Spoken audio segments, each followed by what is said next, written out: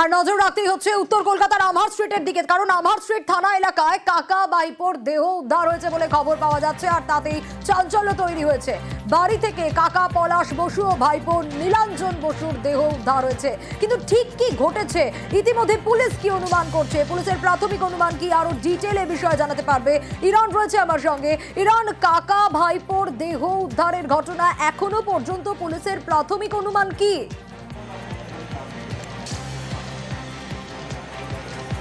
একদমই, দেখো আমার স্ট্রিট থানার অন্তর্গত 45 পটলডাঙ্গা স্ট্রিট, এই বাড়িতেই ভাড়া থাকতেন একটি ঘরে পলাশ বসু এবং নীলাঞ্জন বসু। তারা সম্পর্কে দুজনে কাকা ভাইপো এবং যৌথ পরিবার একসময় ভাড়া থাকতেন, কিন্তু পরবর্তী সময় পরিবার ছোট হতে হতে কাকা ভাইপো থাকতেন, দুজনেই অবিবাহিত ছিলেন।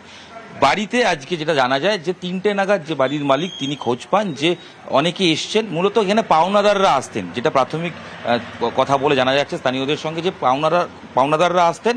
এরকমই পাওনাদাররা এসে যখন ডাকাডাকি করছেন তখন তাদের কোনো উত্তর পাওয়া যাচ্ছিল না। পরবর্তী সময় স্থানীয় বাসিন্দাদের এবং বাড়িওয়ালাকে ডাকা হয় এবং দরজা খুলে দেখা হয় দুজনের দেহ পড়ে রয়েছে। প্রাথমিক অনুমান পুলিশের এটা আত্মহত্যা বলে মনে করা হচ্ছে, এবং যেখানে দেহ পাওয়া গেছে তার পাশে কীটনাশক জাতীয় জিনিস সেগুলো রয়েছে। এরপর আরও কি বিষয় জানবো, আমার সঙ্গে বাড়ি যে মালিক তিনি রয়েছেন। আজকে ঠিক কি ঘটলো, আপনি 3টের সময় কি জানতে পারলেন? আমি তো ছিলাম দোকানে, তা আমার পাড়ার ছেলেরা আমাকে খবর দিল যে বাড়িতে এরকম ঘটনা ঘটেছে, তুমি এক্ষুনি চলে আসো। আমি আসলাম, এসে দেখলাম তার আগেই পুলিশ চলে এসছে, এসে বডিও দেখে বলছে না মারা গেছেন, দুজনেই মারা গেছেন এবং কীটনাশক খেয়েই সুইসাইড করেছেন ওরা। এটা কি পুলিশ বলেছে? পুলিশ বলেছে প্রাথমিক অনুমান এটাই। প্রাথমিক অনুমান, কারণ পাশেই সব ছিল, জিনিসপত্রগুলো সব পাশেই ছিল। তারপর আবার ডক্টরকে ডেকে এনে আরও ভেরিফাই করা হয় এবং নাম মারা গেছেন তা না। কোনো সুইসাইড নোট কিছু না, সেরকম কিছু পায়নি।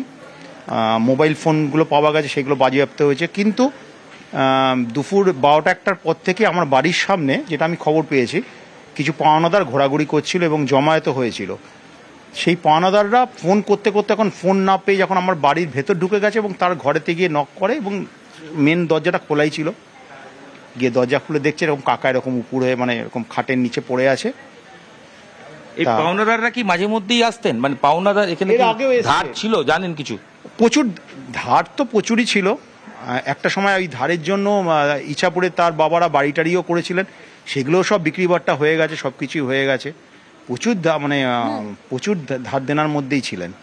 তাই ইদানিংকালে ধার দেনা ছিল, কিন্তু যে প্রমোটারে যে কাজকর্ম করতো তারা সেরকম ফোনে বলতো এবং ফোন কলের ওয়ান সাইড কথাবার্তা শুনেও একটা বোঝা যায় ঠিক যে কি চলছে না চলছে তার মধ্যে। ঠিক, যেটা বাড়িওয়ালাও জানাচ্ছেন যে প্রাথমিক অনুমান এবং মার্কেটের ডেটার ধার ছিল এবং ঋণের দায়ে বিষ খেয়ে আত্মহত্যা বলেই পুলিশের প্রাথমিক অনুমান এখনো পর্যন্ত।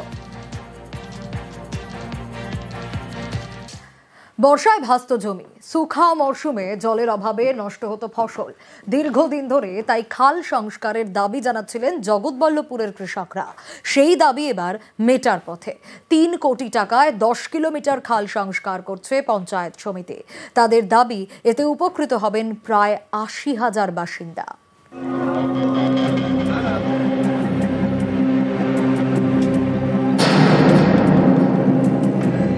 এই যে খাল কাটানো হচ্ছে আমাদের ভালোই হচ্ছে, দুটো চাষ আমাদের হবে।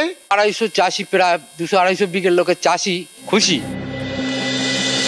পানা কচুরিতে ভর্তি খাল নাকি নালা বোঝা মুশকিল। হাওড়ায় এই মজে যাওয়া খালেরই সংস্কারে উদ্যোগী হয়েছে জগৎবল্লভপুর পঞ্চায়েত সমিতি। স্থানীয় কৃষকদের অভিযোগ, খালে জল না থাকায় শুখা মরশুমে চাষের জল পাওয়া যায় না, ফলে বছরে 2বার ফসল ফলাতে গিয়ে কালঘাম ছুটে যায়। বর্ষাতেও এই খাল ভোগায়, কারণ সংস্কার না হয় খাল দিয়ে জল বেরোতে পারে না, তখন চাষের জমি ভেসে যায়। এরকম গুরুত্বপূর্ণ একটি খাল এবার সংস্কার করা হচ্ছে। আমাদের বর্ষার চাষ, এখান দিয়ে যে জল নিকাশি হয়, জল নিকাশ করতে পারে না, বন্যা হয়ে যায়, আমরা চাষ করতে পারি না। গরমের ধানে চাষ করি, জল অভাবে আমাদের চাষ হয় না ভালো।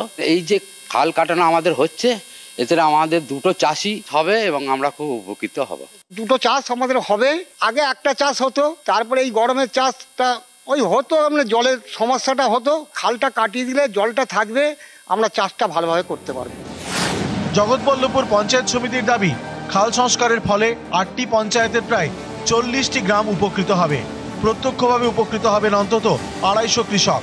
সব মিলিয়ে খাল সংস্কারের সুফল পাবেন 40 গ্রামের প্রায় 80,000 বাসিন্দা। শঙ্করহাটি 2 অঞ্চল থেকে মাজু গ্রাম পঞ্চায়েত পর্যন্ত 10 কিলোমিটার দীর্ঘ এই খাল। খাল সংস্কারের খরচ 3 কোটি টাকা। খালটি 10 ফুট চওড়া করা হচ্ছে। দামোদরের শাখা নদী কানা দামোদরের সঙ্গে এই খালকে যুক্ত করা হবে। এলাকার চাষিদের দীর্ঘদিনের দাবি ছিল যাতে সেটা সংস্কার করা হয়। গত 6 তারিখ সেই কাজটা শুভ সূচনা শুরু হয়। এর ফলে বহু মানুষ চাষ করতে পারবে। যে জলের অভাব ছিল তাদের সেটা যেমন মিটবে, অল্প বর্ষা হলে যে মাঠে জল জমে যেত, ফসলের ক্ষতি হতো, সেটা থেকেও মানুষ মুক্ত হবে। জগৎবল্লভপুর পঞ্চায়েত সমিতির আশা আগামী 1 মাসের মধ্যেই খাল সংস্কারের কাজ শেষ হবে।